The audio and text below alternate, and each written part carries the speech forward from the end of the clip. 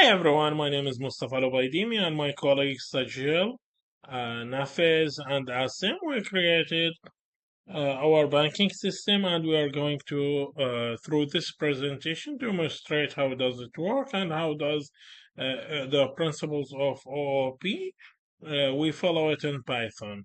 So first of all, we create a class account and after that we did like some test for it. After that we did the inheritance and saving account, like we inherit the stuff from the main class, and after that we inherit it as well in the checking account to make sure that it's working perfectly. And after that we run some tests. Here you can see like some tests. We run it just to make sure that everything works. After that, we did like our main menu to ask the user to enter the amount and to be just like the normal bank system. How do they use it? So we are going to choose account type you want to create. So let's say saving number one.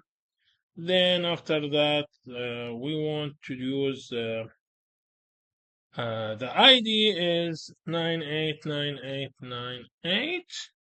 And after that, the owner is Richard. Then the amount of the initial deposit is 500.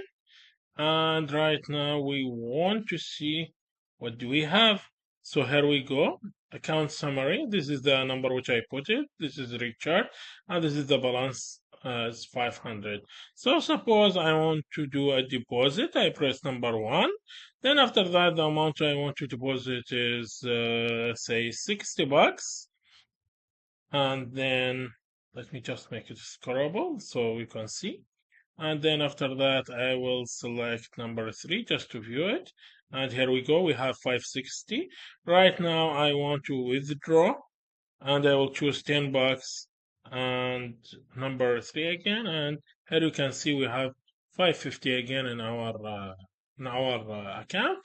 And here is my colleagues going to continue the demonstration and showing the stuff and explaining what we did. Thank you. So, hello, Professor. My name is Sujal. As Mustafa told regarding our project, so I am responsible for part two. So, in this is a class inherited all the features base account class and added two key functionality. First, it introduced our interest rate, which is set to 3% by default. We added a method called add interest that calculate interest basis on the current balance and updates the account. For example, if someone has $200 in saving, it will add $6 after applying interest. The second functionality major changes is a way withdraw are handled. We overloaded the withdraw method so that user cannot withdraw more than what they have. A real world saving account which does not allow overdrafts. We added condition to check if the amount is valid and if the balance is sufficient.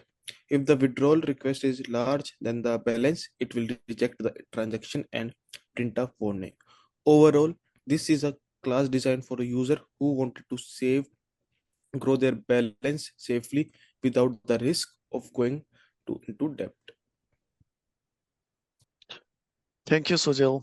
Hi, this is Asim, and I have actually created a subclass here with this checking account.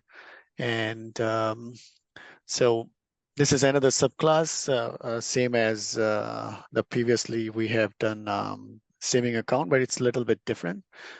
Unlikely, the checking account are meant for frequent transaction, like every day we do purchases, paying bills. And that's why we have allowed to go into overdraft, just like a real banking here. We added an extra attribute called overdraft fee, and we set it to 35 by default. And if we withdraw amount is greater than the available balance, it is still going to process the withdrawal, but also applies the overdraft fee.